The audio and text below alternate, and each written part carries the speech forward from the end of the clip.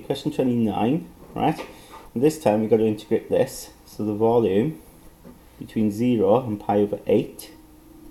Okay, so pi y squared, so pi. Now you've got to square this, right? Now, when I write that, I'll write it as sine squared 2x dx. Okay, that's what we want there.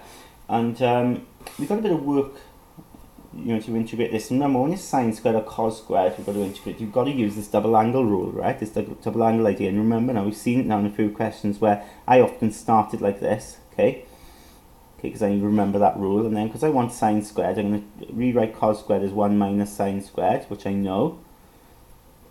So I've got this, 1 minus 2 sine squared x is equal to cos 2x. Okay, so then I'm going to get this over to the side. So I get 2 sine squared x equals 1 minus cos 2x. So then sine squared x then will equal 1/2 of 1 minus cos 2x. You may be wondering, this is not good because, what's this here? I want 2x, don't I? Sine squared 2x, not sine squared x. You might be thinking, well, what's going on? Well, what we got to do is remember, this is just a general result. We can substitute anything we want for x, right?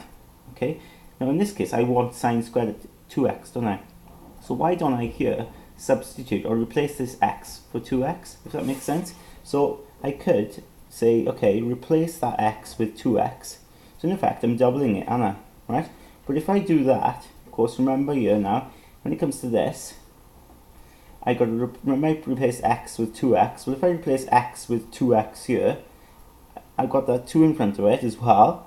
So I've got 2x, this becomes, times the 2, so because 4x. Okay, so, you can use this result, but you're just going to double everything up, right? Double the x's up, okay, in terms of the trig functions here. So, that's how I go about that. And then, we can integrate this. Okay, so sine squared x then becomes this, sine squared 2x becomes this. So take the half outside, so we've got 1 minus cos 4x dx. So when you integrate this then, 1 becomes x, cos becomes sine, so it'll be sine 4x upon 4 between pi over 8 and 0. So then you've got pi over 2, pi over 8, take away sine then, now 4 times pi over 8 will be pi over 2 over 4. Take away then pi over 2, 0, take away sine, 4 times 0 is 0. So that's nice because, sine 0 is 0, isn't it? So this whole thing vanishes. Sine pi over 2 is 1, isn't it? Use your calculator, and so you end up with pi over 2, pi over 8, take away 1/4, right? So, that's what you do, alright? And it does say the 3 decimal places, isn't it, in the question? So I'm going to type that in, and then we'll get our answer. But just remember, we can use, whenever it's sine squared cos squared, we can always use the double angle rules. It doesn't matter if it's sine squared 2x, you just make an adjustment. Okay, you just make an adjustment, x becomes 2x.